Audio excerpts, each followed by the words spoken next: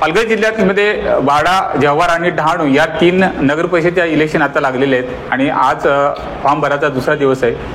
शिंदे गटाचे संपूर्ण जे गटनेते आहेत ते आपल्यासोबत आहेत. काय भूमिका आहे? अजूनही वरिष्ठ पातळीवर युती झालेली नाही, त्याच्यामुळे कार्यकर्त्यामध्ये संभ्रम आहे. सध्या फॉर्म भरायला सुरुवात झालेली, पण आता काय भूमिका असणार आहे ती आपण जाणून घेणार आहे. तर मला सांगा, अजूनही वरिष्ठ पातळीवर युती होत नाही आहे, त्याच्यामुळे कुठेतरी संभ्रम निर्माण होतो आणि आजचा फॉर्म भराचा दुसरा दिवस आहे. काय भूमिका आता? आमची 1 ते 17 प्रभागाची पूर्ण तयारी झालेली आहे. आमच्या शिवसेना पक्षाकडे आज प्रत्येक प्रभागामध्ये 4-4, 5 इच्छुक उमेदवार आहे. मुलाखतींचं काम चालू आहे.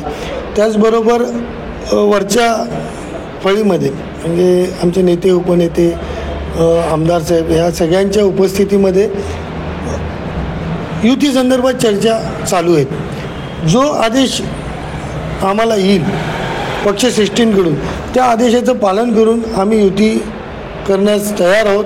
आम्हाला वाडा शहरावरती, वाडा नगरपंचायतवरती भगवा झेंडा फडकवण्याचा अधिकार आहे आणि तो सर्वसामान्य माणूस तो भगवा झेंडा फडकवून देणार आहे याची आम्हाला पूर्णपणे ग्वाही आहे, खात्री.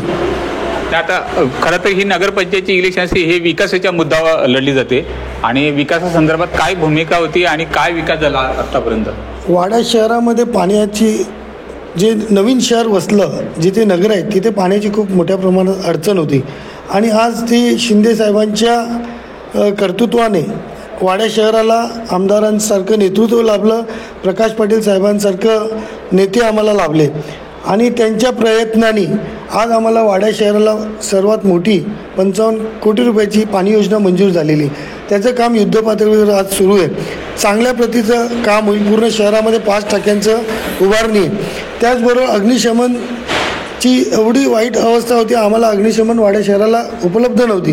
ती उपलब्धता आम्हाला शिंदे साहेबांमार्फत झालेली. त्याचबरोबर स्मशानभूमीसारखा मुद्दा आज आमच्याकडे खूप वर्षापासून प्रलंबित होता.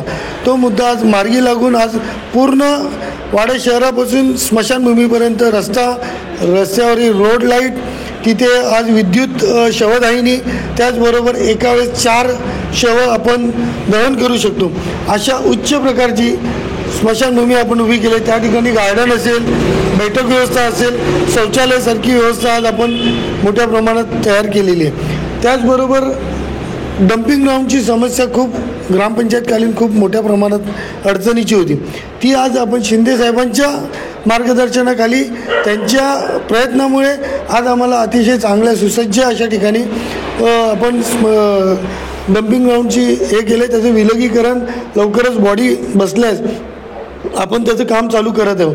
त्याबरोबर भविष्यात येणाऱ्या काळामध्ये तलावाचं सुशोभीकरण अतिशय महत्त्वाचा विषय होता, तो आज आपण मंजूर करून आणलेलं आहे. त्याचं काम लवकरच चालू होते. त्याचबरोबर क्रीडा संकुल, इनडोअरचे जे गेम आहेत, आज आमच्याकडे लहान मुलांना आपण घरातून नदीवर पाठवू शकत नाही, परंतु त्या मुलांना खेळण्यासाठी आणि स्विमिंगसाठी त्या ठिकाणी आपण अत्याधुनिक प्रकारचं क्रीडा संकुल उभं करण्याचं फायनल स्टेजला काम आलेलं आहे. अंतर्गत रस्ते पूर्ण कॉन्क्रिटीकरण केलेलं आहे. एकही तुम्हाला रस्ता डांबरीकरणाचा दिसणार नाही. त्याचबरोबर पूर्ण शहरामध्ये रोड लाईट सारखा उपक्रम आपण मंजूर करून आणलेला आहे आणि पूर्ण शहरात बऱ्याच जवळजवळ 80 ते 90% ठिकाणी रोड लाईटचं आपण केलेलं आहे. त्या रोडला लागणारी वीज उपलब्ध करण्यासाठी भविष्यात आपण एक मोठ्या प्रमाणात सोलर सिस्टम उभं करून त्याचं लाईट बिल कसे कमी होऊन शहराला त्याचा फायदा होईल याचा आपण उपक्रम हाती घेण्याचं चाललेलं. त्याचबरोबर बरेच अजून कामं, आपलं रिंग रोड असेल शहराचा, पूर्ण शहराला बायपास असेल, असे उपक्रम आज आपण हाती घेत आहोत. भविष्याच्या येणाऱ्या काळात नगरविकास मंत्री शिंदेसाहेब आहेत आणि त्यांचं आम्हाला अतिशय चांगलं योगदान आजपर्यंत वाडा शहराला मिळालेलं आहे आणि पुढील जर वाडा शहराचा विकास करायचा असेल तर पब्लिक सुज्ञ आहे. त्यांना माहिती आहे का, जर शिंदे साहेबांचं शिवसेना या पक्षाला जर आपण मदत केली, त्यांना निवडून आणले, तर नक्की वाडा शहराचा विकास हायटेक लेवलचा असू शकतो आणि मी सरकारतर्फे, माझ्या पक्षातर्फे ग्वाही देतो का नक्की याच्या भविष्यात मोठ्या प्रमाणात वाडा शहरासाठी निधीचं उपलब्ध करून देतील. नक्कीच शिंदे गटाकडनं जी आता विकासाची भूमिका मांडली गेली आणि जो विकास झाला त्याचा कुठेतरी इकडचा मतदार विचार करेल आणि शिंदे गटाला निवडून आणेल अशी आशा इकडचे गटनेते आहेत संदीप कणवरे यांनी व्यक्त केली आहे. शशिकांत कासार, टीव्ही मराठी, वाडा.